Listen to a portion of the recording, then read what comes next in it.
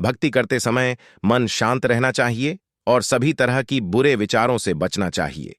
जो लोग इस बात का ध्यान रखते हैं उन्हें भगवान की कृपा मिलती है। इस संबंध में एक लोक कथा प्रचलित है। कथा के अनुसार पुराने समय में दो संत एक साथ रहते थे।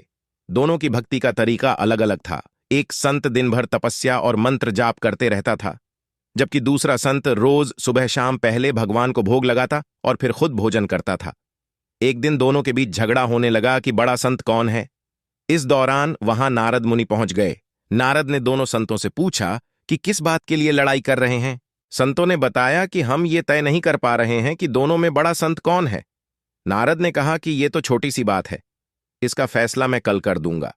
अगले दिन नारद मुनि ने मंदिर में दोनों संतों की जगह के पास हीरे की एक एक अंगूठी रख दी। पहले तप करने वाला संत वहां पहुंचा। उसने एक अंगूठी देखी और चुपचाप उसे अपने आसन के नीचे छिपाकर मंत्र जाप करने लगा। कुछ देर में दूसरा संत भगवान को भोग लगाने पहुंचा। उसने भी हीरे अंगूठी देखी, लेकिन उसने अंगूठी की ओर ध्यान नहीं दिया। भगवान को भोग लगाया और खाना खाने लगा। उसने अंगूठी नहीं उठाई। उसके मन में लालच नहीं जागा, क्योंकि उसे भरोसा था कि भगवान रोज उसके लिए खाने की व्यवस्था जरूर करेंगे। कुछ देर बाद वहां नारद जी आ गए। दोनों संतों ने पूछा कि अब आप बताएं कि हम दोनों में बड़ा संत कौन है। नारद ने तपस्या करने वाले संत को खड़े होने के लिए कहा। जैसे ही वह संत खड़ा हुआ तो उसके आसन के नीचे छिपी हुई अंगूठी दिख गई। नारद मुनि ने उससे कहा कि तुम दोनों में भोग लगाकर खाना खाने वाला संत बड़ा है। तपस्या करने वाले संत में चोरी करने की बुरी आदत है।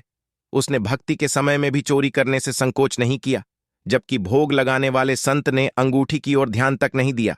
इस कारण वही संत बड़ा है। इस प्रसंग की सीख यह है कि भक्ति तभी सफल होती है जब भक्त के मन में बुरे विचार न हो, भक्त बुरे काम न करता हो।